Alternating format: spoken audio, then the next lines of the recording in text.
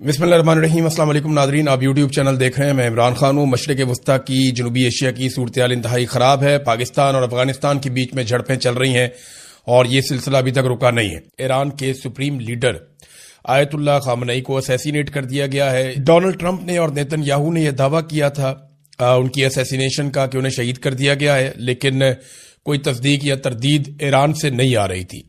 लेकिन बिलाखिर अभी तस्दीक आ गई है और ईरान की न्यूज़ एजेंसी ने भी कह दिया, वहाँ के अब ऑफिशियल्स भी बता रहे हैं कि आयतुल्लाह खामनेई जो है वो शहीद हो गए हैं अमेरिका और इसराइल के हमले में। लगभग 3 दहाइयों से ज़्यादा हो गया इनको हदफ बनाने की कोशिश की जा रही थी। ये टारगेट थे अपने मुल्क के दुश्मनों के और हमेशा ये हमलों से बचते चले आ रहे थे।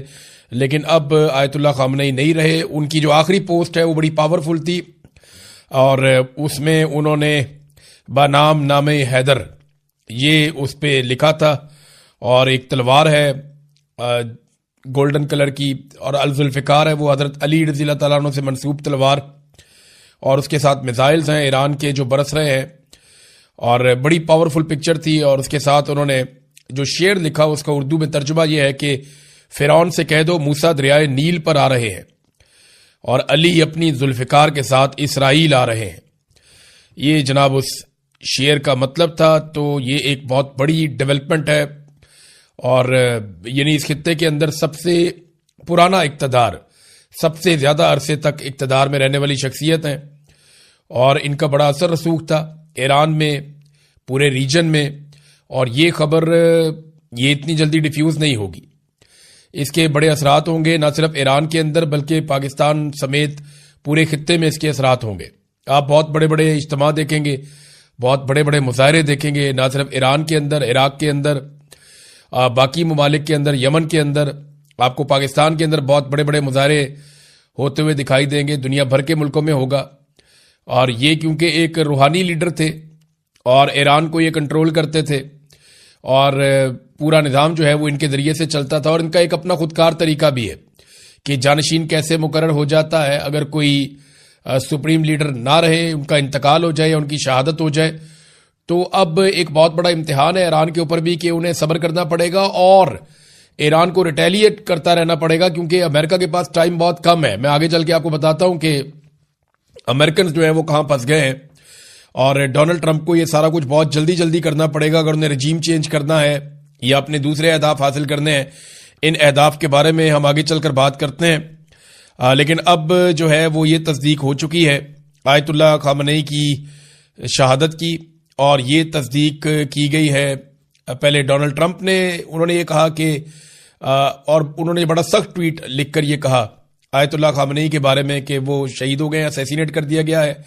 और उसके बाद नेतन्याहू ने भी एक ट्वीट के अंदर कहा और बाकी लोगों ने भी कहा। तो पाकिस्तान के मीडिया पे नेतन्याहू को तो दिखाया जा रहा है, इमरान खान साहब को नहीं दिखाया जा सकता।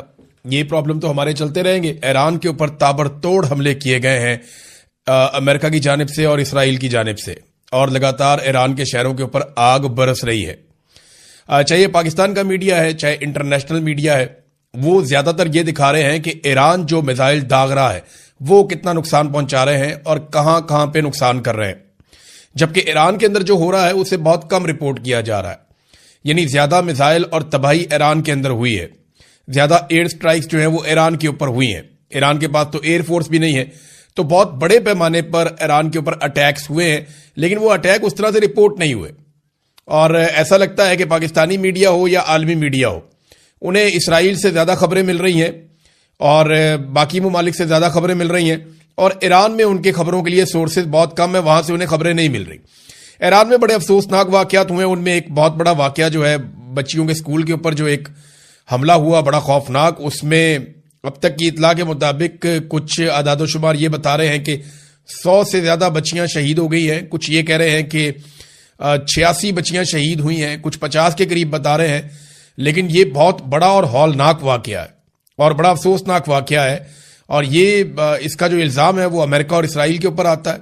डोनाल्ड ट्रंप ने और नेतन्याहू ने मिलकर ये अटैक किया है। ईरान ने बड़ी तेजी से हमले किए हैं बहुत सारी जगहों पे। यूएई और बहरीन के अंदर ज्यादा अटैक किए गए हैं, सऊदी अरब में भी हुआ, उर्दन में भी हुआ, कतर में भी हुआ। इन जगहों पे जो अमरीकी अड्डे हैं وہاں پہ اٹیک کیا گیا ایران کی جانب سے اور کافی میزائل داغے گئے. لیکن جو زیادہ حملہ ہوا ہے کویت کے اندر بھی حملہ ہوا, لیکن زیادہ جو حملہ ہوا وہ دو ملکوں کے اندر. ایک بحرین میں جہاں پہ امریکی بحری بیڑا موجود ہے, وہاں پہ اس ایریا میں بہت زیادہ اٹیک ہوئے ہیں. بحرین کے اندر جو فیسلٹی ہے امریکہ کے پاس. اور دوسرا یو اے ای میں بہت زیادہ اٹیک ہوئے, اور یو اے ای میں کئی بم ایسی جگہوں پہ جا کر لگے ہیں جہاں پہ یہ کہا جا رہا تھا کہ امریکنز وہاں پہ رہتے ہیں. یعنی رہائشی علاقوں میں بھی بم لگے ہیں جا کے. ایک بہت بڑا ہوٹل ہے اس کے جلنے کے مناظر نظر آ رہے تھے. پھر جب یہ پتا چلا کہ یہاں سے کچھ فلائٹیں نکلنے والی ہیں دبئی سے اور لوگ یہاں سے نکل رہے ہیں, تو پھر ایئرپورٹ کے اوپر بھی ڈرون حملہ ہوا. پھر اسی طرح بحرین میں بھی ایئرپورٹ کے اوپر ایک ڈرون حملہ ہوا. تو ایران جو ہے وہ بڑا اگریسولی آیا. یہ ایک دم یہ توقع کوئی نہیں کر رہا تھا کہ ایران اتنا اگریسولی آئے گا, اتنے جارحانہ انداز میں ایران جواب دے گا, اس کے بارے میں کوئی سوچ بھی نہیں سکتا تھا. اب امریکہ کے لیے نا ایک اور بہت بڑا پرابلم پیدا ہو گیا. ڈونلڈ ٹرمپ کو اس لڑائی کو بہت جلدی کنکلوڈ کرنا پڑے گا, اور یہ دکھائی بھی دے رہا ہے. ڈونلڈ ٹرمپ نے ایک پارٹی میں شرکت کی, وہاں سے بھی ویڈیوز آئیں اور ایسا شو کیا گیا جیسے انہیں کوئی جلدی نہیں ہے, کوئی پریشانی نہیں ہے. یہ ویژولز کریٹ کیے گئے, لیکن یہ سب جانتے ہیں کہ یہ کام انہیں بہت جلدی کرنا پڑے گا. ایران کے ساتھ اس لڑائی کو طول نہیں دیا جا سکتا. دیکھیں, دو بڑے اہداف ہیں ڈونلڈ ٹرمپ کے. پہلا ہدف تو یہ ہے کہ ایران میں رجیم چینج ہو جائے, لیکن یہ رجیم چینج وہ زمین پر اترے بغیر کرنا چاہتے ہیں. یعنی اگر ایران کی سرزمین پہ کوئی فوجی باہر سے آئیں گے تو ایران کی ساری جو عوام ہے وہی فوج بن جائے گی, وہ ایک بہت بڑی مصیبت بن جائیں گے, اور ایک ایسی دلدل میں آنے والی فوج پھنس جائے گی جس سے وہ کئی دہائیوں تک نہیں نکلے گی یا کئی سالوں تک نہیں نکلے گی. لہذا وہ زمین پر اترے بغیر ایران کے اندر رجیم چینج کرنا چاہتے ہیں. کیا رضا پہلوی یا ان کے لوگ اتنے مقبول ہیں ایران کے اندر؟ تو اس کا جواب ہے کہ نہیں. چلیں, اگر آپ یہ بھی کہیں کہ آیت اللہ خمینی کے یا ان کا جو اقتدار ہے اس کے لوگ بہت سارے مخالف ہیں یا انہیں پسند نہیں کرتے, تو دوسری طرف جو امریکنز کے لوگ ہیں یا جو اسرائیل کے قریبی لوگ ہیں, رضا پہلوی وغیرہ جو ہے, ان کے بھی کوئی اتنی بڑی فالوئنگ نہیں ہے ایران کے اندر. تو ایک بڑا میس کریٹ ہو جائے گا. اور اگر کچھ اہداف حاصل کر بھی لیے گئے اور رجیم تبدیل نہ ہوا تو امریکہ نے پھر کیا حاصل کیا؟ تو انہیں بہت جلدی کرنا پڑے گا, ان کے پاس وقت کم ہے, کیونکہ ایران نے آبنائے ہرمز جو ہے اس کو بند کر دیا ہے. یہاں سے دنیا کا 20% پیٹرول جاتا ہے, اور یہ ایک بہت بڑا جھٹکا لگے گا پوری دنیا کو. دوسرا, ایران نے جس قسم کا اٹیک کیا ہے مڈل ایسٹ کے اندر مختلف ممالک پہ, یعنی یو اے ای کی مارکیٹ بہت بری طرح متاثر ہوگی. یو اے ای کا جو سارا کاروبار ہے جس پہ وہ بہت پیسہ بناتے ہیں وہ ٹورزم کا ہے اور ان کا ریئل اسٹیٹ کا کاروبار ہے. یہ اب قیمتیں ایک دم نیچے گریں گی.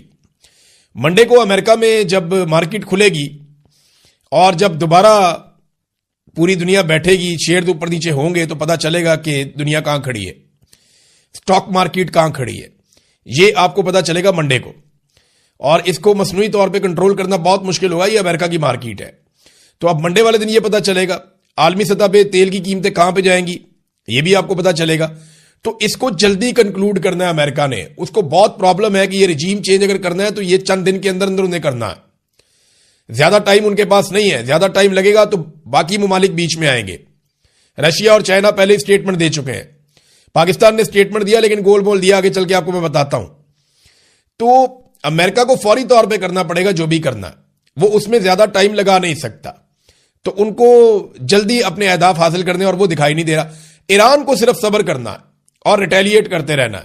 اگر ایران یہ ٹائم گزار گیا اور دوبارہ مذاکرات کی ٹیبل پہ بیٹھ گئے تو پھر ایران کی پوزیشن کچھ اور ہوگی, ویسی نہیں ہوگی جیسی اس وقت ہے. ان کی پوزیشن پھر بدل جائے گی, کیونکہ جنگ کے بعد جو ہے صورتحال کچھ اور ہوتی ہے.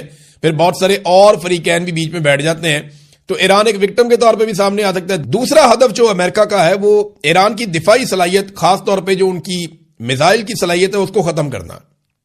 اب چاہے وہ کسی بھی طریقے سے کریں, ان کو تباہ کریں, ایران کے ساتھ مذاکرات کر کے کریں یا کچھ بھی کر کے کریں, انہیں یہ ختم کرنا ہے. اب یہ اہداف کیسے حاصل کیے جا سکتے ہیں؟ ایران اب کبھی بھی اپنے ہتھیاروں کو نہیں چھوڑے گا, کیونکہ یہی اس کی لائف لائن ہے. ایران کو یہ سمجھ آ گئی ہے کہ اگر یہ میزائل بھی اس کے پاس نہ ہوتے تو وہ کسی کو بھی جواب نہ دے سکتا. تو خطے کے ممالک کے لیے بھی اچھی خبر نہیں ہے.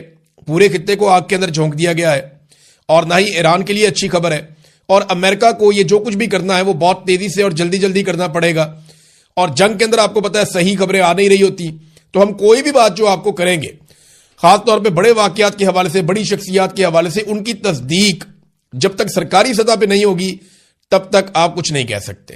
یعنی اگر ایران کے اندر کوئی بہت بڑی شخصیت شہید ہو گئی ہے تو پھر ایران اس کی کنفرمیشن کرے گا تو آپ کو پتا چلے گا، اور ایران اتنی جلدی کرے گا نہیں. وہ جب تک کہ متبادل بندوبست نہیں کرے گا تب تک وہ کوئی کنفرمیشن نہیں دے گا، ایسا دکھائی دیتا ہے. دوسری بات یہ ہے کہ آیت اللہ خمینی کے کچھ عزیز، ان کے ایک بیٹے کے بارے میں اطلاع آئی، ان کی بہو کے بارے میں اطلاع آئی، ان کے ایک داماد کے بارے میں اطلاع آئی کہ وہ شہید ہو گئے، اور جب کمپاؤنڈ کے اوپر اٹیک کیا گیا اسرائیل اور امریکہ کی جانب سے. ناظرین، تھوڑا سا پاکستان کی جانب آئیں تو پاکستانی وزیر اعظم نے کچھ ٹویٹس کیے ہیں. انہوں نے بتایا جی ان کی بات ہوئی امیر قطر سے، سعودی عرب کے ولی عہد محمد بن سلمان صاحب سے، شیخ محمد بن زید ال نہیان UAE کے جو سربراہ ہیں، حکمران ہیں، ان سے بھی بات ہوئی ہے.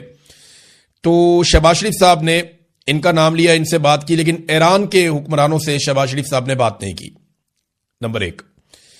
نمبر 2، ایک اور چیز بڑی امپورٹنٹ ہے کہ شہباز شریف صاحب نے کہیں پہ بھی امریکہ کا نام نہیں لیا. یہ جنگ امریکہ نے شروع کی ہے، ایک جگہ پہ انہوں نے اسرائیل کا نام لیا، اور انہوں نے ایران کی بھی مذمت کی کہ ایران نے خلیجی ممالک کے اوپر کیوں میزائل داغے جہاں پہ امریکی اڈے موجود تھے. تو یہ تو obvious تھا، جہاں پہ امریکی اڈے ہوں گے وہ وہیں پہ جواب دیں گے.